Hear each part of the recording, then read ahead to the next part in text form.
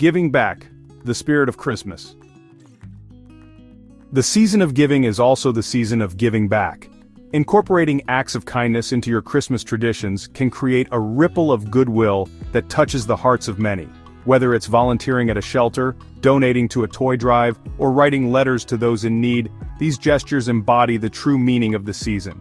This tradition can be tailored to your family's passions. Animal lovers might organize a donation drive for a local shelter, while those with a green thumb could help beautify community spaces.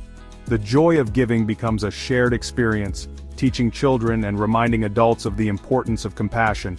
Consider creating a reverse Advent calendar.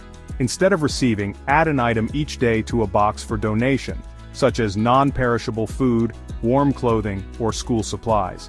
On Christmas Eve, deliver the box to a local charity, turning the tradition into a meaningful gift for those in need. By giving back, you not only brighten someone else's holiday, but also enrich your own.